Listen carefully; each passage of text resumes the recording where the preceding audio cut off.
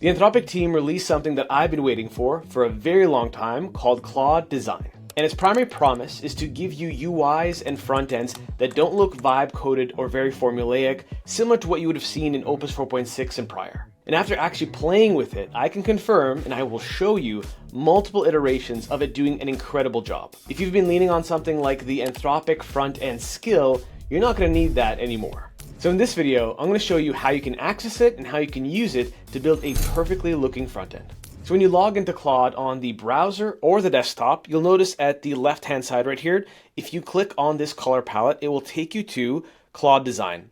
And the way it works is the following. So you essentially have on the left-hand side the ability to create a prototype, and you can tell it if you just want a wireframe, if you want something more high fidelity, and you can create things like slide decks. And to me, as someone that delivers all kinds of workshops, slide decks, and seminars, this one really popped out. And let me tell you, the designs are actually really good. So to get started with it, all you have to do is create a project name. In this case, I will just write demo. And then we'll click on create, and it will invite you to either add your design system, add some form of screenshots. So let's say you want to emulate the look and feel of an existing website or app. If you want to attach some form of GitHub or code base, and then you can also click on import right here, and you can connect things like your Figma file, your GitHub, and everything else, even your design systems and your skills. So if you've already adapted the front end skill from Anthropic to do what you want it to do, but you want to take it to the next step, then you can also import it in here. And the whole point of this is once you get going, it will go back and forth with you. It will ask you a series of questions. So if we go to demo 1, I purely asked it, can you please take my existing landing page at promptadvisors.com, take this and make a beautiful wireframe of how we can take this to the next level. And then behind the scenes, what it did is it asked me a series of questions. So what my primary goal was, the audience, the different services to surface, social proof, etc. And then once it went through that, which is very similar to the Ask User Input tool in Claude Code, it then created that task list, which very much has a Claude Code on the front-end browser, look and feel, and then it created this. Now, I didn't really give it any form of specific direction. I basically give it full autonomy. But the one really interesting element here is this thing called tweaks. And tweaks basically calls out any adjustments that you might want to make, and you can basically preview it without even writing a prompt. And if you do want to edit something very specific, then you can click on draw right here, and I can click on this, and then I can write anywhere on the page. Let's say we just write, I want to make this much larger, and then we will just send this off. This will send that prompt at the left-hand side right here. It will apply this to the drawing, and then you'll be able to create very pinpoint accuracy changes. Unlike in Claude Code, where typically you're screenshotting, you are marking up that screenshot, and you're hoping that it understands what you want. And then just a few moments later, it finishes going into editing mode and adjusts the font as you requested. And you can do this for the look and feel, the structure, the fonts, and everything else. And then you can do things like edit. So if you want to be able to manipulate the background color or the font or the base size of the underlying fonts itself, then you can take care of that all here without having to adjust it via natural language. But the hands down best feature is the ability to hand this off seamlessly to Claude Code.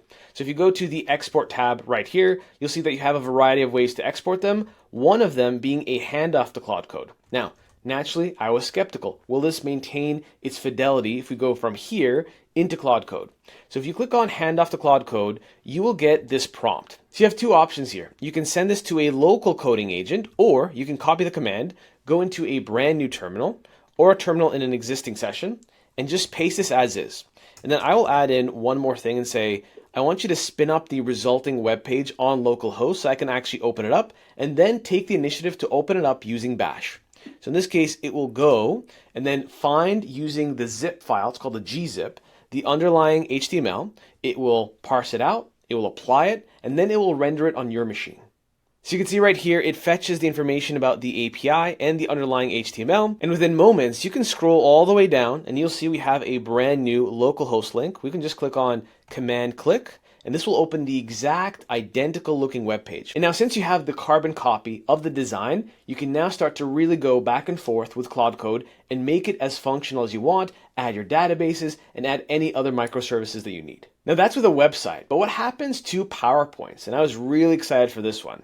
So if you go to demo number 2, you'll see that my prompt was also, Unbelievably simple. I just said, I want you to create a beautiful slide deck that will break down my idea for Claude mascot merchandise. So imagine a whole store of merchandise from mugs to shirts to every article of clothing that would make sense. And then I just provided the underlying mascot logo. And behind the scenes, it takes the full autonomy. It asks me a series of questions. So it creates a plan here. And then at the left-hand side, we have the full progress bar. And at the end, you could see how beautiful and well put together this slide deck is, from the thoughtfulness of the font to the look and feel. Now, is it perfect? No. This should be, for example, middle center. But for the most part, especially if you compare it to things from Opus 4.6 using the design skill, you don't even get within earshot of this level of quality.